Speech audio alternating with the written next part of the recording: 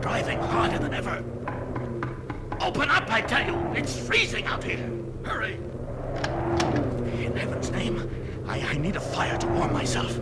Oh, there goes the candle. Come in, quickly. Snow. Light this oil lamp. Only a minute. I'm having trouble with this lamp. Oh, there we are. It's lit. Oh! Stop that! I've had a serious accident. Stop it! I'm sorry, I guess you've never seen a face with so many bandages. Stop it, will you? I'm not a ghost, just a man who's recovering from an accident. I apologize, sir. It's just that for a minute... Oh, you must have been terribly hurt. Your head and face all bandaged up that way. And... there is a room free at this inn. Oh, yes, sir. We don't usually have anyone here during these winter months. Summer's our season for guests. That's why I took so long getting to the door. I didn't expect a guest this late at night, especially in February and in this storm. Have you lost your way? No, I haven't, Mrs.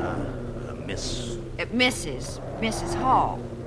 Well, Mrs. Hall, may we get inside away from this drafty hallway? I'm chilled through. Oh, please. Come. The living room of the inn is this way, and there's a cheery fire going. Here we are. May I take your coat and hat, sir? No, I prefer to keep them on. Well, sir, as you like. Oh, you must have been awfully hurt in your accident. Not a bit of you showing through those bandages. And those thick, dark glasses. I was hurt, awfully. Now then, Mrs. Hall, I wish a room. You have one? Oh, yes, sir. In fact, you'll be our only guest just now. As I told you, in the wintertime... Do I do business with Mr. Hall? No, sir, with me. I'm a widow. Then you are alone here. Oh, no, sir. There's the chambermaid and the porter, besides myself. Good. I need quiet. And I'll need your best room, and the biggest, Mrs. Hall. My luggage will arrive at the railroad station in the morning, and with it, a large quantity of chemical and laboratory equipment. I'm a researchist, and despite my accident, I must continue my work, my experiments. I trust you will have no objection to my working here in your inn. Well, now, sir, I don't know. I just... It will not trouble you, I assure you. It will not disturb your household, Mrs. Hall. Well, if you're sure, I guess it'll be all right. I do have a large suite upstairs. It's nice and bright. Southern exposure.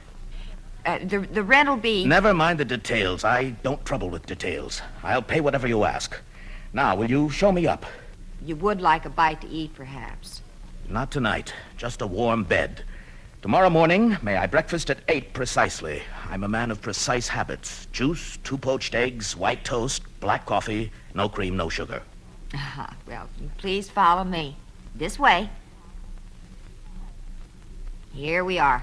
Now, just let me light this lamp. There. Now I'll light the fire. It's already laid on, and... Never mind. Thank you. I'll do that myself. Just leave me now. I'm tired. Yes, sir. Good night, sir. Breakfast at 8 sharp. Yes, Mrs. Hall. Good night.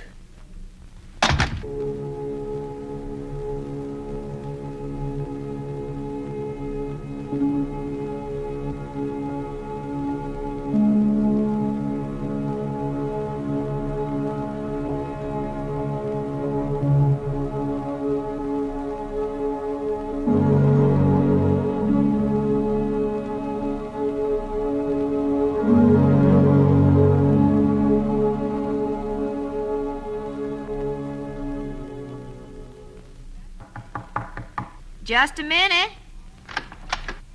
Oh, Dr. Kemp, do come in. Oh, I didn't expect you so early. 7:15. Thank you, Mrs. Hall. Fine, clear morning after last night's storm. I came early because I should see that maid of yours. If that cold of hers doesn't get better, we might have a pneumonia case in our hands. And I have to get around early on my calls today. The snow's drifted 2 feet high in places. Well, you just sit here by the fire a second while I get you a hot cup of coffee. You already look frozen and the day just started. Oh, please don't go to any trouble on my account. It's no trouble at all. I just made a fresh pot for a guest. A guest? Here in winter? Yes, Dr. Kemp. Came last night during the storm. Says he'll be stopping here a long time. Poor man. You might have found a new patient for yourself. He's had a terrible accident that he's recovering from. He has bandages all over his face and head, completely covered. Not a spot of skin shows. And before I left him last night, he'd taken off his gloves, and his hands were all bandaged, too. Sounds serious. But he was all right when he arrived here. Well, yes. Just seemed to be very tired. And a bit cross, too. But I don't mind the crossness, what with him being that bad hurt and all. Well, if I'm needed... Oh, of course, Doctor, I'll send for you. You two might have something in common anyway. He's a researcher, an experimental scientist, he says. Well, that's interesting. Must meet him one day. Oh, no, please, Mrs. Hall, no coffee. I don't have time. Just take me to your maid's room. Right, Doctor.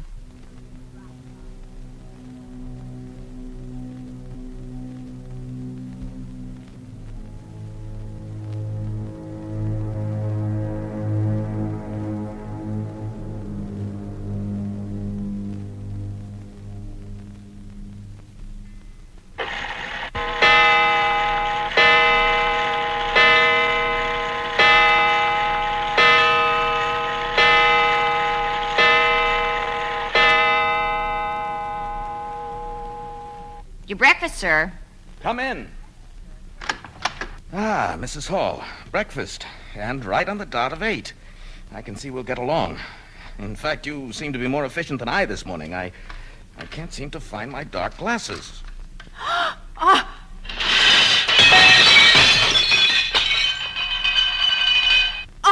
Sir, I'm sorry. You gave me a turn. Those slits in the bandage just blank and black, like holes. My accident did that to me. I told you it was serious. Stop staring, woman. Help me find my goggles. Here they are. From now on, Mrs. Hall, I would appreciate no comments on the way I look. And I don't want any from your servants or neighbors either. I told you that I was a man of precise habits.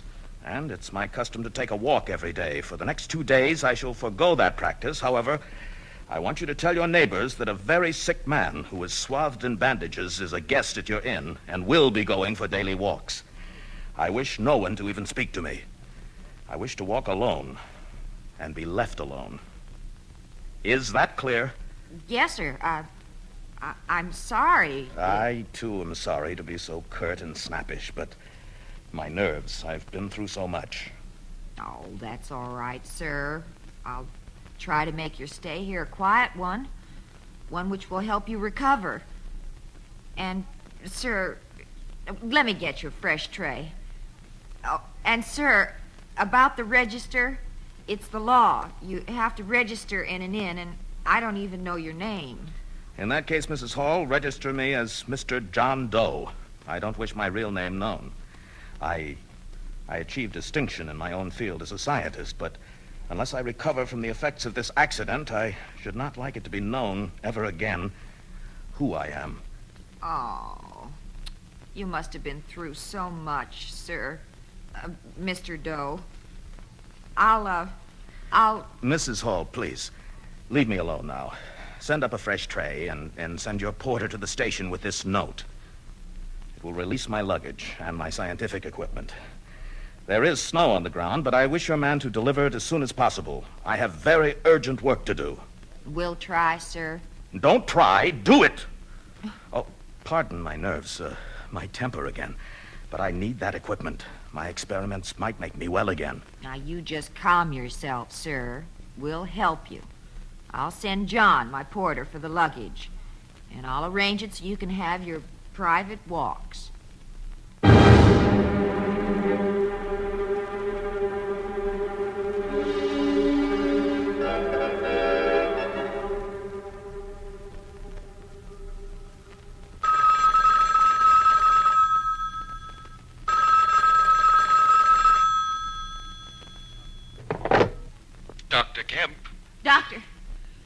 Dr. Kemp, it's Mrs. Hall, from the inn.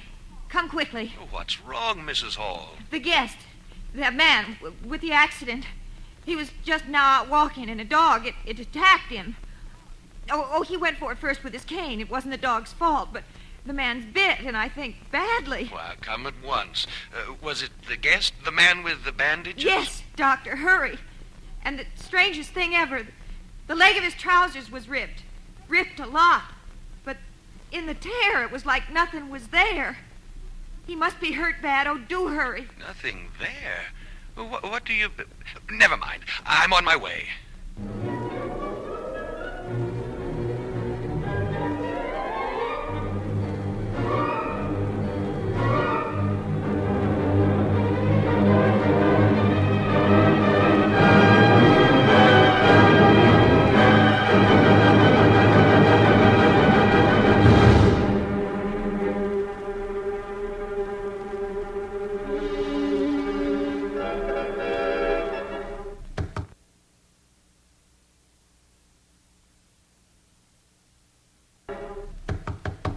Who's there? What the devil do you want? Mr. Doe, I brought the doctor. Dr. Kemp. I saw you get bitten by that dog. Go away. I don't need help. Go away. He might be in a state of shock, Mrs. Hall. Let me handle this. How dare you enter my room? I told you that I don't... Now, calm yourself, sir. You might need medical attention. Oh, my. You did have a terrible accident. All those dressings. Oh, Mrs. Hall told me, but I wasn't prepared for... Will you get out of here? No, sir, I won't. You have been... Well, you are ill. And that dog bite... Well, Mrs. Hall, just let me handle this. Please leave us. Yes, surely, Doctor. Doctor, I warn you. Please, I'm a scientist. I know what is good or bad for me. Yes, I can see that you are. That laboratory table over there. Extraordinary. All that equipment, those chemicals. Yes. Small, possibly, but all of the essentials, well equipped. But, Doctor, please leave me. I know what's best for me. I beg to differ. And that dog bite. That's nothing. Forget that. The door is there. Your sleeve. There's no hand. Yes, and no bandage. Now get out of here. And inside the sleeve. Well, the sleeve works like an arm. But the sleeve is blank. There's nothing in it. I don't mean to be rude, Doctor, but you'll find that there is something in it. There! Get out now. I didn't want to use force, but... But I feel a hand. An arm. Stop Get that! out! Are you all right? I was listening. He shouldn't have. Oh, I'm all right, Mrs. Hall. He won't let me examine him. We'd best leave him alone till he's more rational. Did he strike you just now, Doctor? No, he just sort of grabbed me and pushed me out of the room. Strange. His hand. There was nothing I could see, just an empty coat sleeve. But there at the end of the sleeve was something that felt like a hand. I don't like this. I'm going... We're still close enough to the door that he might hear. Going to the police. Oh, you're right. And I'm going with you. Quickly, come along.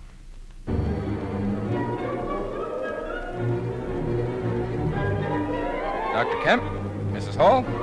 How are you? Oh, what's wrong? From the look on your faces, I'd say... Officer Mason, we need your help immediately at Mrs. Hall's inn. She has a strange guest who's been staying there for over a week. The one all bandaged up? Goes for a walk every day, scaring every kid that sees him. Grown-ups, too, for that matter. That's the one. The one that had the accident.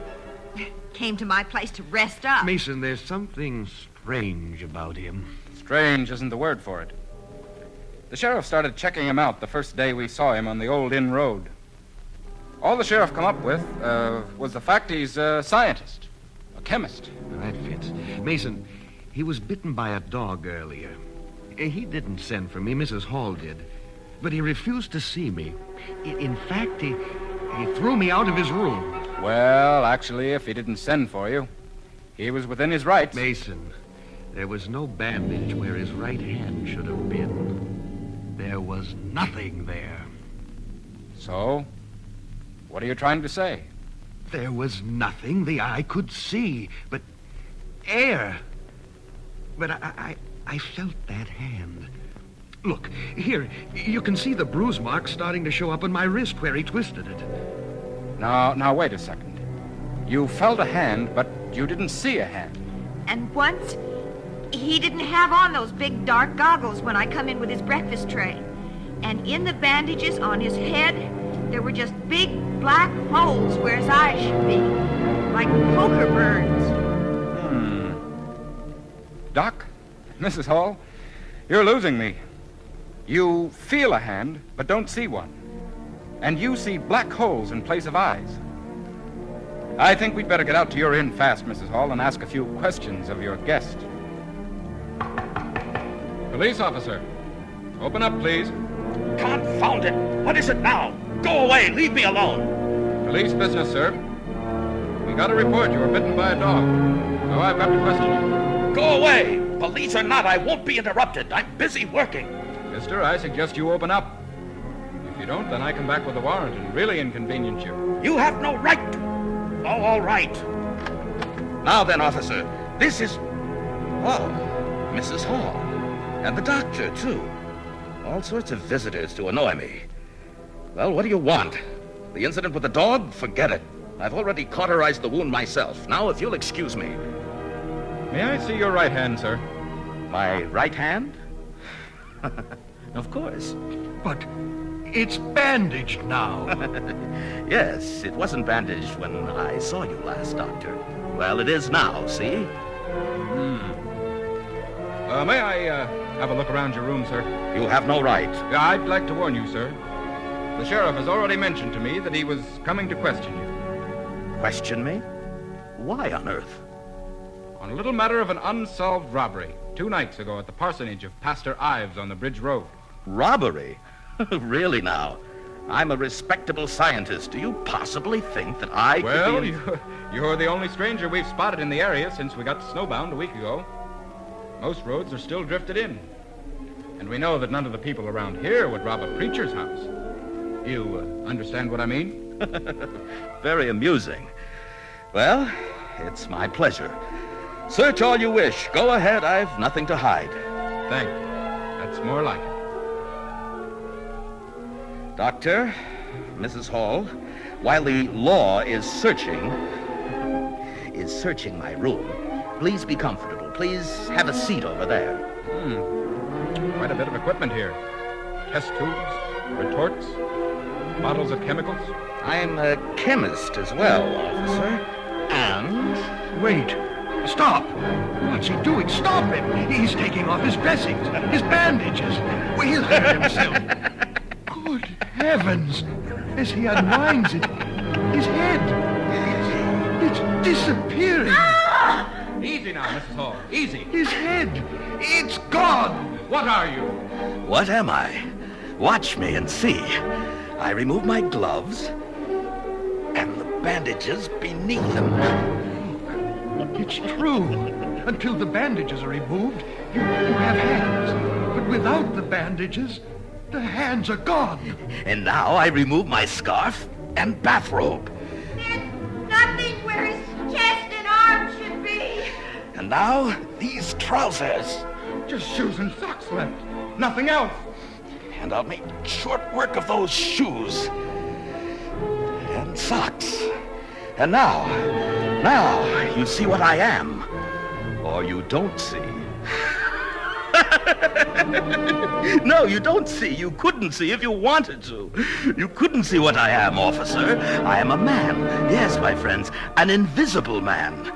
And I am going to disappear from this blasted place completely. Right now, you fools, you meddling, curious, prying fools. You've wrecked my plans. The only thing that could perhaps have saved my life. Saved your life? Yes, Doctor, my experiments. They might be all that can save me, but I will not be caught by a petty policeman in a country town.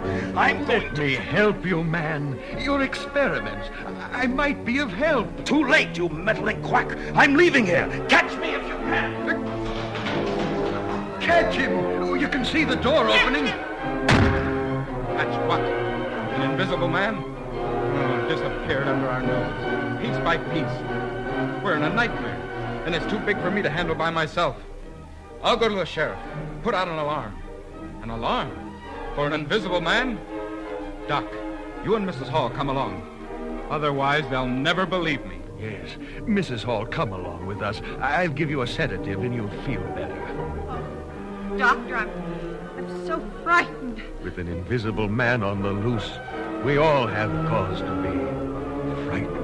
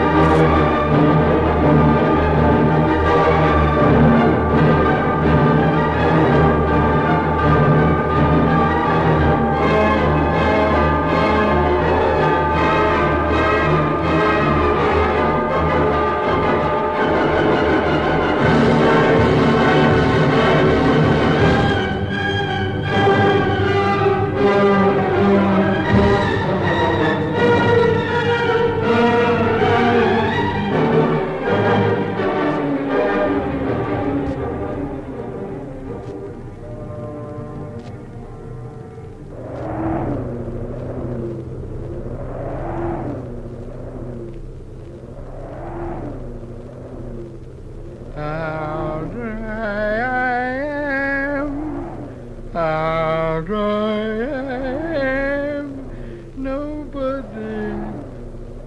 Ah, now there's a nice little old cave over there. A nice place to light a fire. Find a cozy cave and soon you're warm, you bump. Well, what do you know? There's a fire here already. Hello? Anybody here? Maybe whoever lit the fire went for more wood. But there's enough fire for me. Might as well enjoy it. You're mistaken. There is someone here. Huh? What? Where? Who just came in? I'm here, all right. Well, where are you? I don't see anything. I must be hearing things. I guess I shouldn't ought to drink so much. Oh, well, anyway. It's not the drink, man. You keep your nerves steady. Ah, come on, buddy boy. Where are you? Now, I'm right here beside you. Here. Feel my hand on your chest? Oh, I'm off my rocker. I'm cuckold. I feel a hand, but I don't see one. I am off my rocker. No, you're not. You do feel a hand. It's very simple to explain.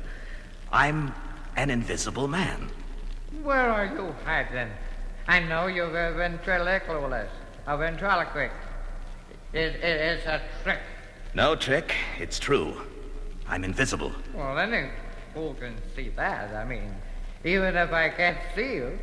But how do you... That's a chest I just put my hand on. Any connection with you? It's me, all right. But I can't explain now. I need your help immediately. What? I need clothes, warm clothes, not those rags of yours, and a large roll of surgical bandage. At the moment, I'm as naked as the day I was born. You see my body, the outline and shape of it.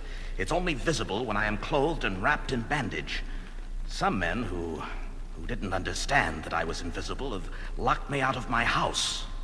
Without a stick of clothes to your name? Yes, and if I hadn't found this cave and kindled this fire, I would have frozen to death. Now, here's what I want you to do. I want you to go to town, down the road to the south. Get me clothing and bandages. You'll probably have to steal them, but get them. Just a second, buddy. Me steal? I may be a bum. I may take a drink, but that's all I take. Steal? I don't steal. Idiot!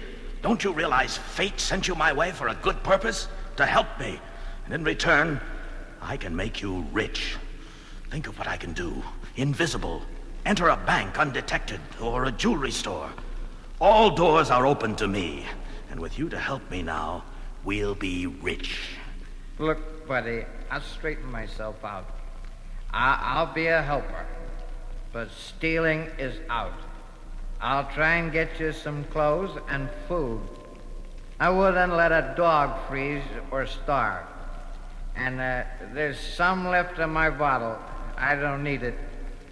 Here, you warm me inside. I'll get going. If you give me away, I warn you. I may be drunk, buddy, but I'm not crazy. I'll be back. You'll see.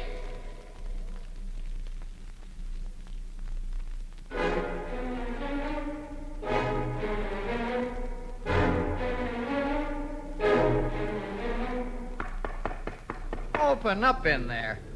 Open up. Could it be him? Don't worry, ma'am. Just open it a ways. My gun is ready if he tries to push it wide enough to get through. Please, lady, don't mind my looks. I was told I could find a cop, a policeman here. Let him by, ma'am, and stand away. Okay, fella. I'm a policeman. Well, look, I'll tell you if you'll put that gun away. Yeah, that's better. Now, look, I'm on the bum, see, and I need a place to sleep tonight. So I spot this cave down the way, and I goes in to light a fire. I was cold, and my feet were Never cold. mind the weather report. What do you want? Well, I'm getting to that. Now, in the cave, there's a fire already going. Really blazing. So I calls out, "Who's there?" and hello, and like that.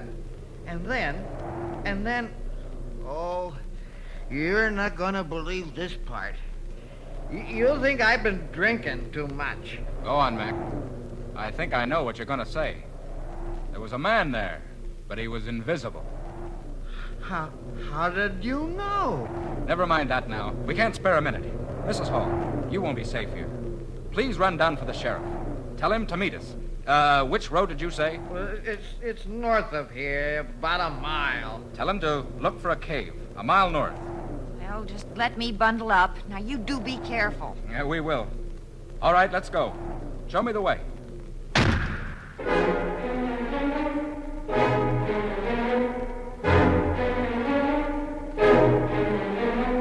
That's the cave over there. You can just see the entrance to it over there. Behind them boulders. Mm-hmm. I see it. Was he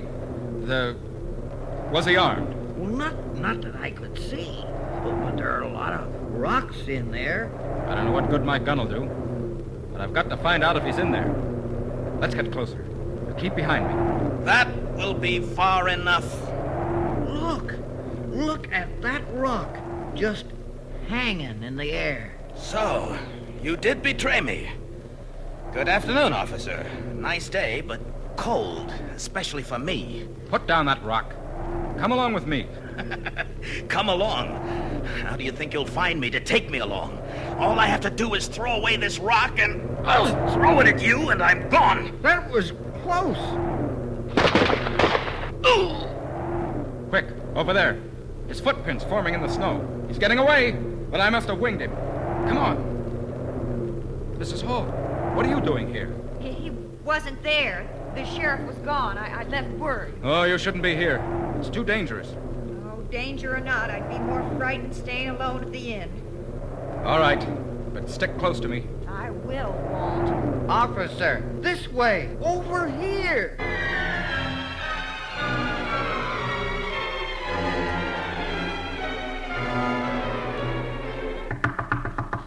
One moment, please. What? Here, close that door, you fool. It's you. Yes, it's me, the invisible man. Bolt that door. I'm wounded, Doctor. Shot. Not severe, but I'm bleeding badly. Arm. Get your bag. I need a tourniquet, an antiseptic, and a bandage. Quick! What happened? Police. Bullet wound. Couldn't see me. They shot at the direction of my voice. Hurry, man, hurry!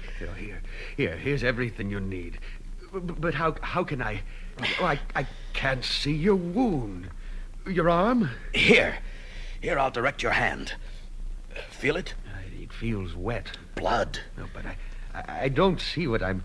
You won't, you fool. I'm invisible. Am I not? So's my blood. Here, precisely here, where I placed your finger. Bind the tourniquet here. I've had some experience at this. Yes, you have, haven't you, Dr. Griffin? Griffin? So, They now know my name. Yes, the police have investigated. They know. Wait, quiet. Now, this antiseptic will hurt. Guide my fingers to where it should be. Here. Oh, sorry. It's all right, Doctor. Ooh, go ahead. Here, start the bandage here. Here? Right. Keep wrapping it that way. Mm-hmm. Here, up to here. Enough? Perfect. You're a good doctor. Thank you. And now, Griffin, will you tell me what this is all about? I will, provided you get me a warm dressing jacket right away. Slippers, too. I'm freezing. Here, follow me. There's a fire inside. Here.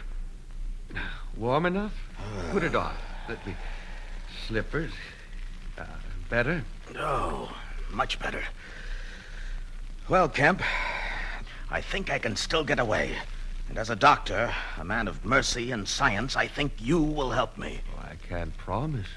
But sit down, Griffin. At least with that robe and slippers, I can see part of the shape of you.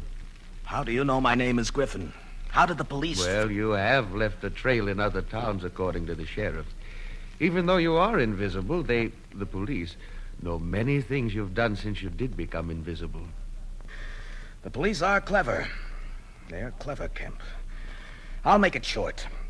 My tale, my story, no embellishments. You'll understand some of it, even if I spare the details. You're a medical man.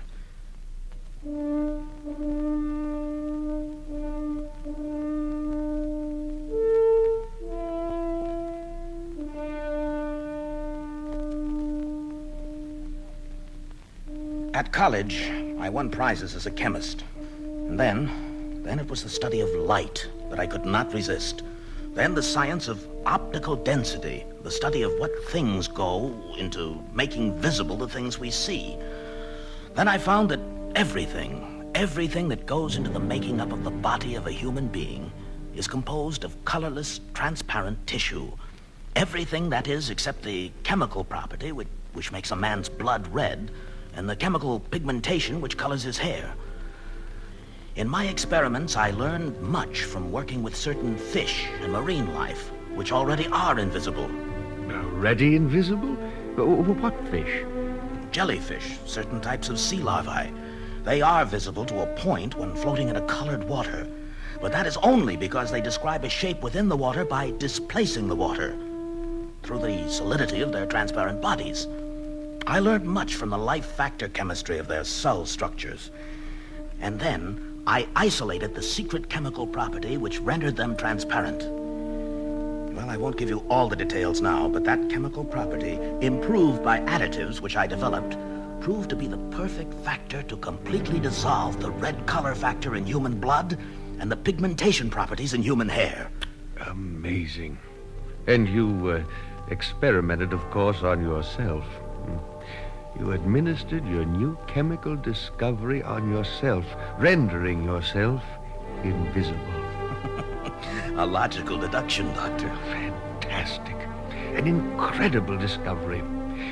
I don't see what good such a thing could be for mankind, but there must be some worthwhile application that will... You are an idealist, Dr. Kemp? Applications for the good? Perhaps one day. But for now, I have other uses for my power as an invisible man. In this state of invisibility, I can become rich. I can rob. Yes, those robberies you did.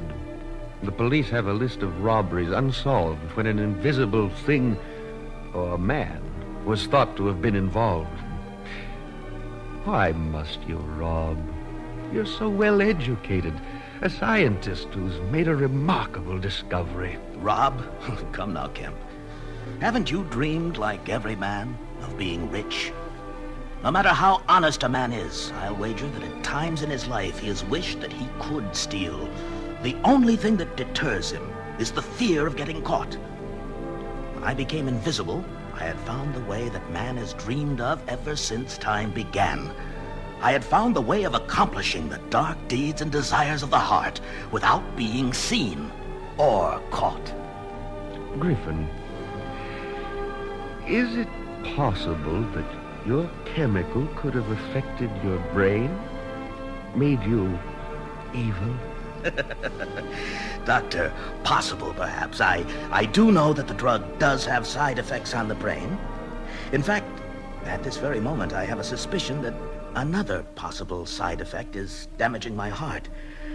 That's why I must get to my work.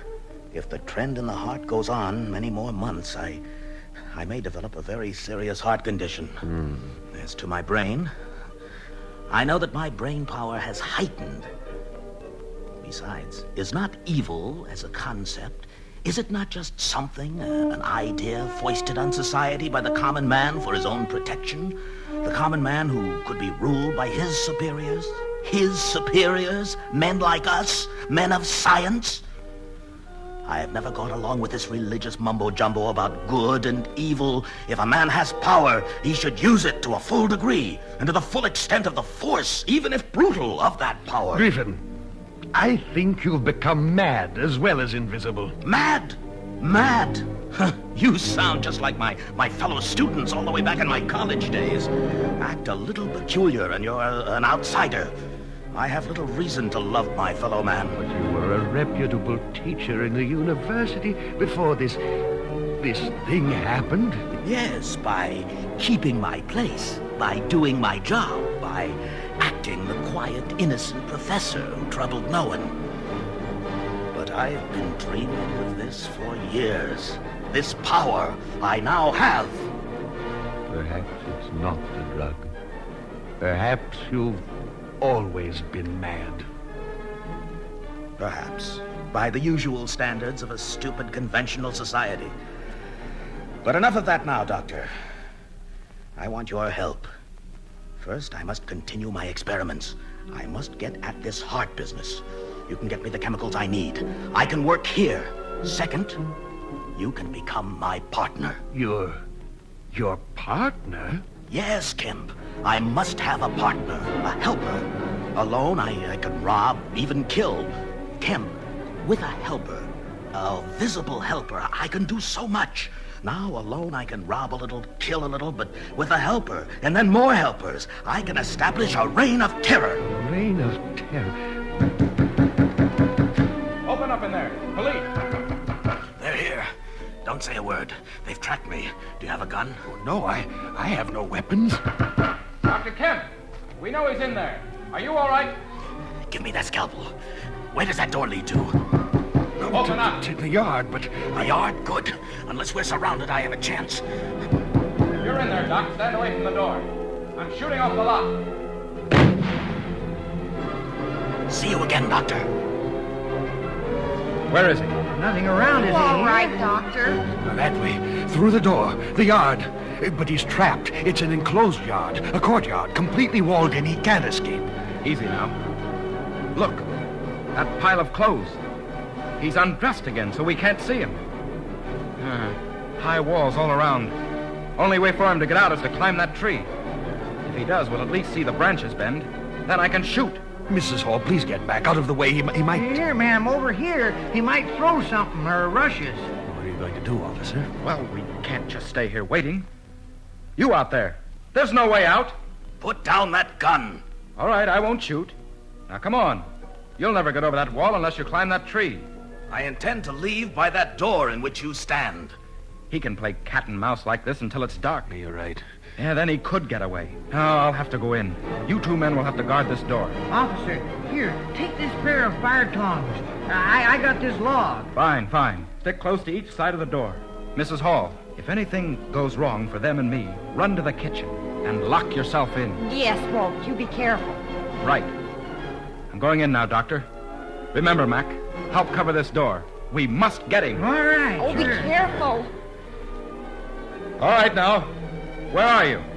Here. No, here. No, here. Confound it. If you'll give up, I won't shoot. I'm here. And now I'm here. All right. All right, then we'll try this.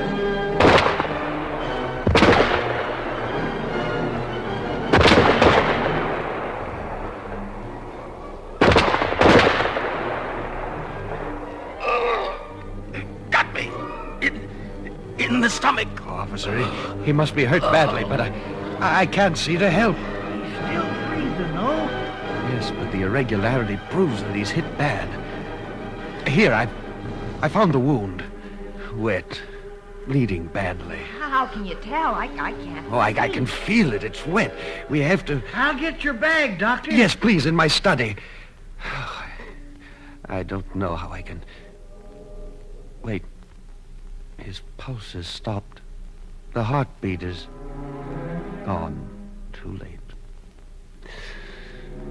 He's dead. Look, something's starting to form. Oh, it looks like blood vessels of glass are filling with blood. Oh. There, those are veins. Look. These are arteries. His circulatory system's beginning to show again, to become visible. There, those gray filament-like threads. Those are nerves just beginning to materialize. And there, look, it's the outline of a foot, almost like glass. And is that a stomach forming? Yes, and there, the heart and the brain. All taking shape, his body out of nothing. And that's where the wound was. It's too much. Here, let me cover him with my jacket. Yeah, he's almost visible now. Almost visible, like you and me. Solid flesh, and he's as pink as you and me. Yes, the invisible man is visible once more. The antidote to his drug was death. His body began forming again the very second he died. Oh, he must have been in pain. His face is so twisted, so agonized. Yes, that shot tore open a nasty wound in his stomach. Pity he had to die. He was a brilliant man. But he was mad, destructive. It had to be. An invisible man. And we all saw him with our own eyes. But I wonder if anyone will ever believe us. Well, that's something to think about later. Come, men. Shall we get this body inside?